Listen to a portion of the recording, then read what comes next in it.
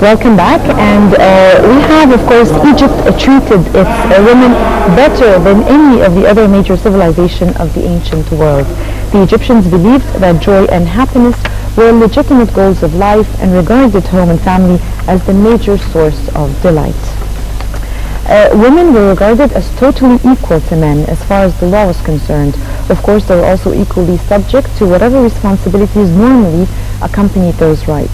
Love and emotional support were considered to be the most important parts of marriage.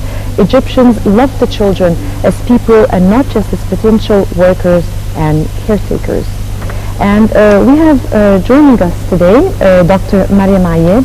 Thank you so much for joining us, Dr. Mariam. She's in the Egyptology Unit Head, Associate Professor of Egyptology in the American University in Cairo. Well, Dr. Mariam, let me just start off first of all with a question.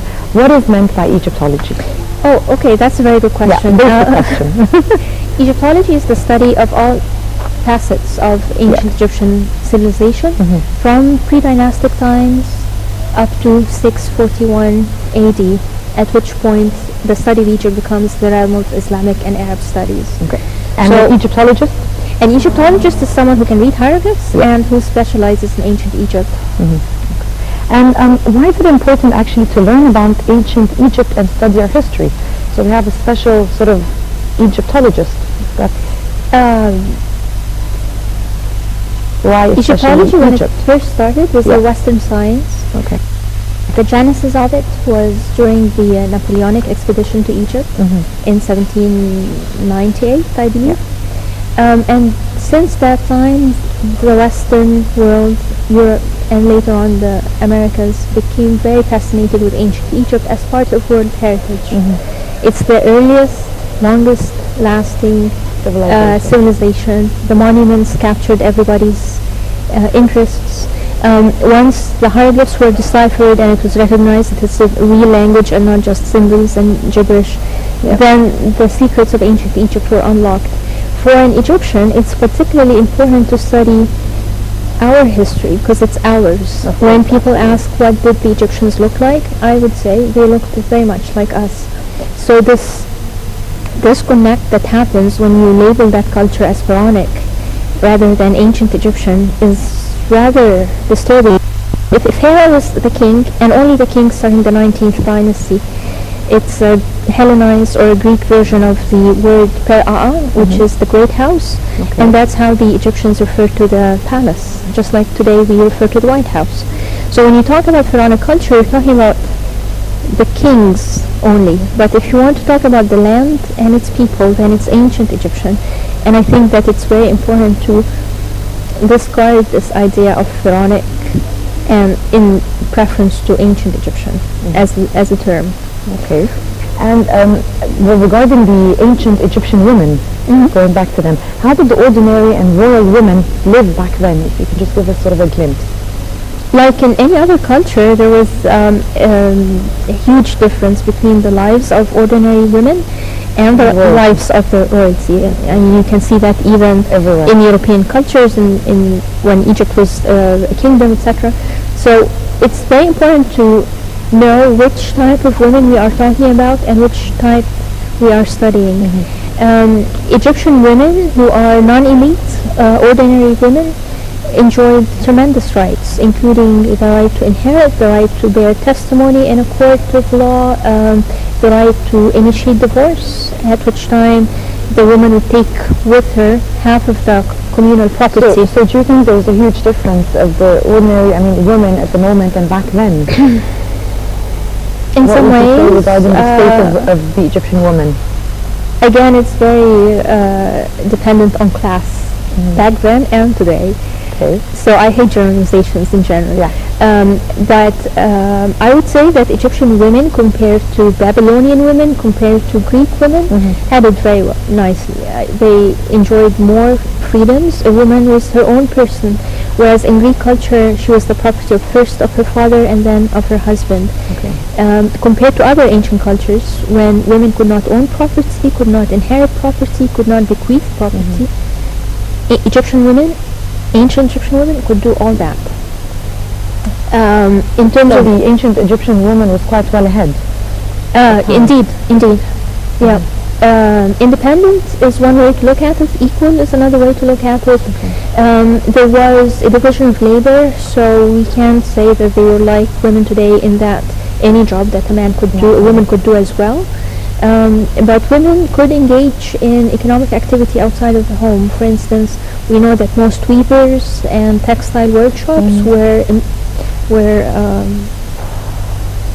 run by women who were even supervisors of textile workers, not just weavers. One would have thought the opposite, that back then the ancient Egyptian woman wasn't as much as you're saying, and that nowadays she's more sort of having more rights and more self-sufficient and more economically independent. That's very interesting what you're saying. You're drawing the attention that the Egyptian woman back then was quite, I mean... Indeed, and Egyptian women could even be priestesses and hold titles that are feminized versions of the titles for priest, like Wabit and Hamet Netcher, especially priestesses of Hathor from as old as as early as the Old Kingdom, the age of the pyramids.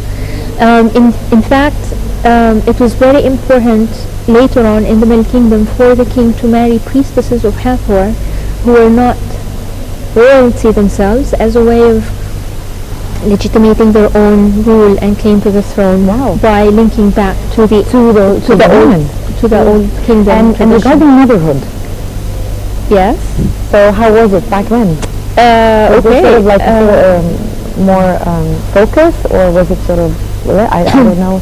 Well, childbearing and childbirth in general were considered to be times of great peril because of all the illnesses that can happen both to the birthing mother as well as to the infant, to the child. Yeah. So they had two specialized gods, a god and a goddess, just for the protection of childbirth and pregnant women.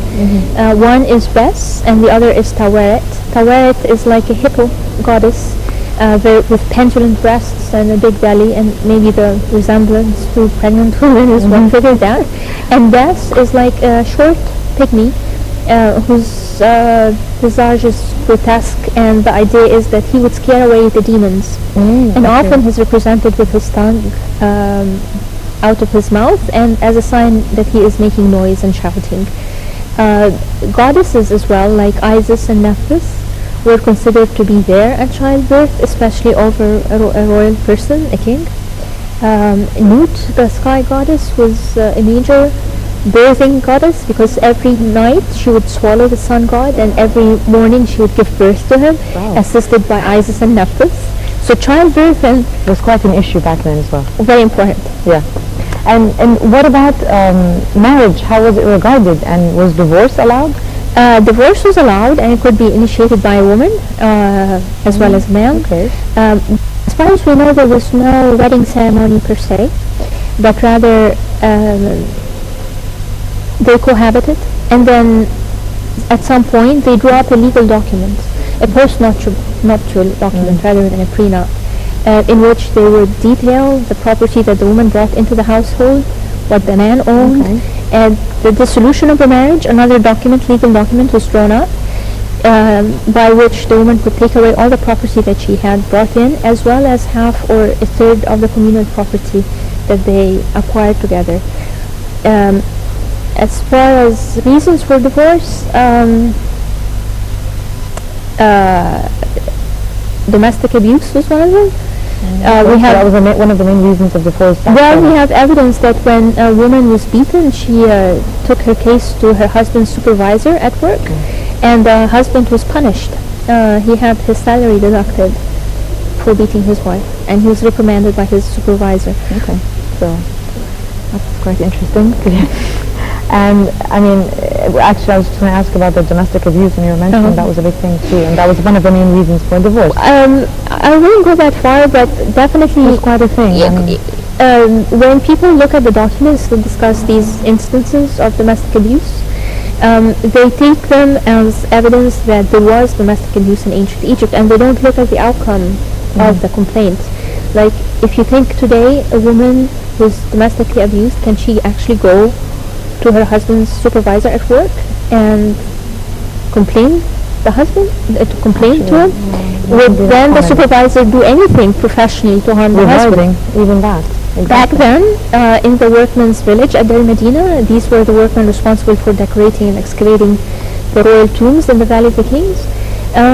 3 times her complained to her husband, supervisor, and 3 times the husband's pay was deducted because of that, and he was reprimanded and he was told off and told never to do that again. Okay. So she knew that if she could bring her complaint to someone outside the household, he would be shamed, and he would be shamed for doing it. Yeah.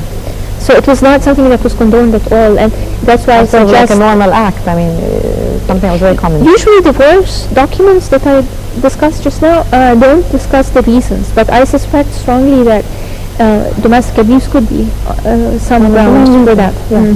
And can you tell us a little bit about the myth of Arusat Nile, the Nile's bride, as they say, and were women actually sacrificed and thrown in the Nile to appease the god Happy? Is that actually true, or just a myth, or no? Tell us a little bit about that. Unfortunately, there is a very popular movie and that's stereotype about this, and the movie is well done with a huge scene of sacrifice. Yeah.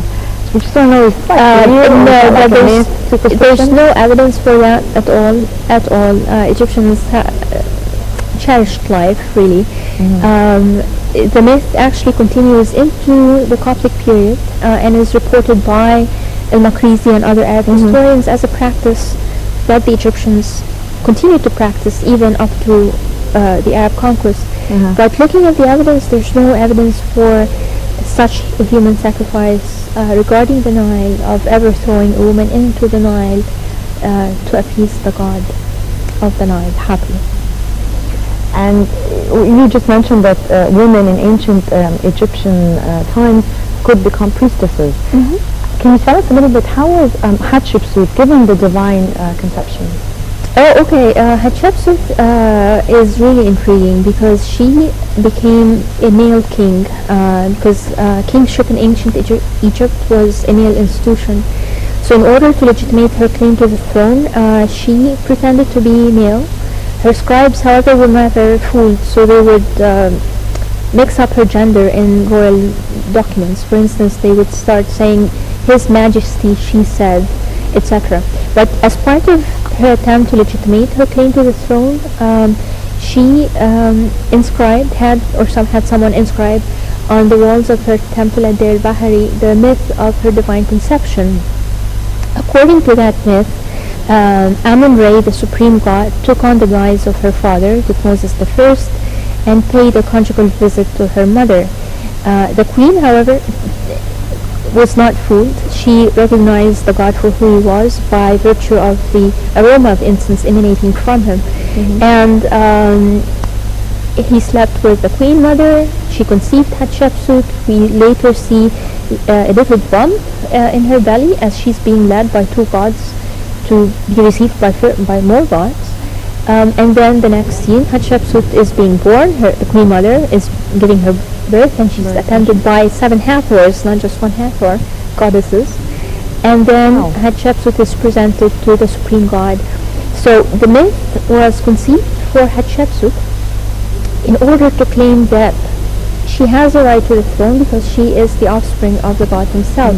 That's why. Later on, the great pharaoh Amenhotep III, ruling a few decades after Hatshepsut, copied the text of Hatshepsut word for word and had the same myth inscribed for him in his temple at Luxor.